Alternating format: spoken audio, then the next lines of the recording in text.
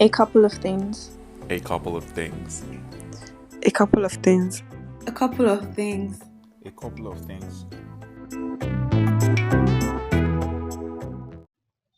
Welcome to another episode of A Couple of Things. Today's episode is coming late because man proposes internet service providers dispose because all my network providers were being horrible yesterday.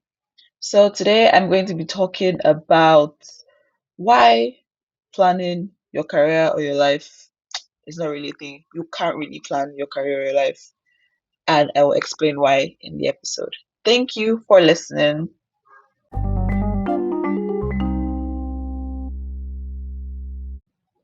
So, what do I mean when I say that planning your life or your career is not a thing that really works? I mean that life is a literal mess. You can never really know what's going to happen. And if you're too rigid with your plans, you could lose out on things that could move you forward. If you're too rigid, you can be stuck. You will not want to explore new opportunities. You believe that this thing that you have set up for yourself when you didn't know anything is the plan that you want to follow for the rest of your life. It's like when we were kids, everybody's like, oh, I want to be a doctor, or I want to be this. And those are the only professions that you were aware of. And if you say that because you made a decision for yourself when you were 10, 11, 12, when you didn't know anything, that's the decision that you're going to use to follow the rest of your life, that doesn't make any sense. We often believe that there's a linear path to success. I will do this, then this, then this, and then I will be successful. But that's not always true. Most people have like jaga jaga, zigzag paths, circular paths to success. People that have just one path where they follow from when they are born till they grow old, I think that that's rare. The things that you don't know are way more than the things that you know, especially now. Nobody knows how the future is going to look like. And trying to predict even 2 years ahead can be futile. I'm very sure that almost nobody, maybe except epidemiologists and virologists and all those other ologists, could have imagined 2020 playing out how it has so far. How many people imagine that this is what the world will be like right now? So why do you think you know what 10 years from now will be, or what's your interest to be 10 years from now?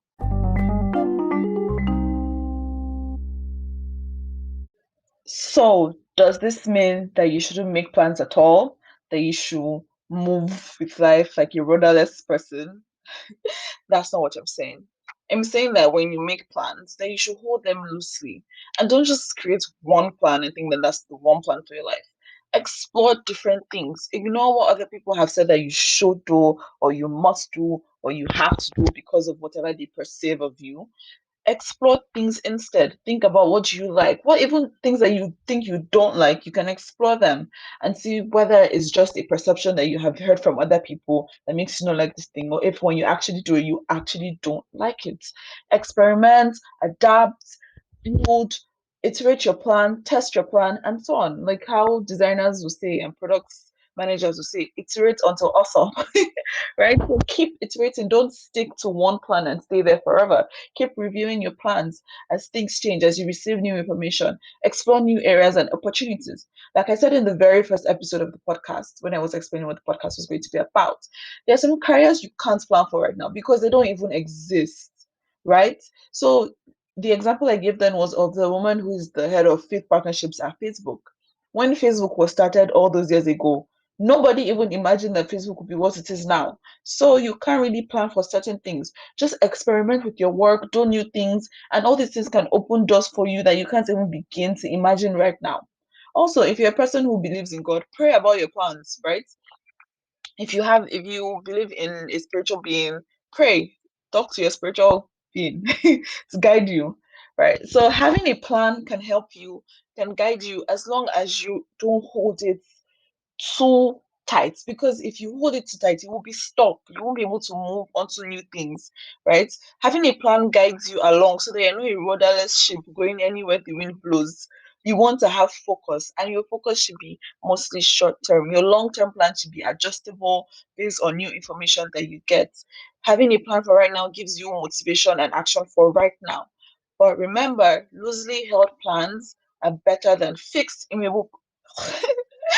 Loosely held plans are better than fixed, immovable plans that shut you off from other opportunities.